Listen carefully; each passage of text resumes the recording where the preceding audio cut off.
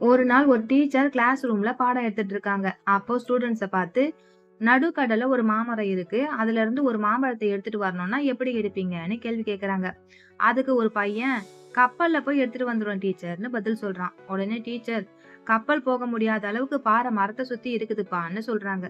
அதுக்கு இன்னொரு பையன், சரி டீச்சர், நான் ஏரோப்ளேன்ல போய் எடுத்துட்டு வந்துருவேன்னு சொல்றான். உடனே டீச்சர், விமானம் இறங்க முடியாத அளவுக்கு பாறைகள் கரடு முரடா இருக்குதுப்பான்னு சொல்றாங்க. உடனே அந்த கிளாஸ்லயே இருக்க சுட்டி பையன், டீச்சர், நான் அப்ப பறந்து போய் எடுத்துட்டு வந்துருவேன்னு பதில் சொல்றான். அதுக்கு டீச்சர் ரொம்ப கோவமா, பறந்து போறதுக்கு ரெக்க என்ன உங்க தாத்தாவா கொடுத்தாரு அப்படின்னு கேக்குறாங்க. அதுக்கு அந்த பையன், கடல் நடுவுல மாமரம் என்ன உங்க அப்பாவா நட்டாரு டீச்சர் அப்படின்னு கேள்வி கேக்குறாங்க.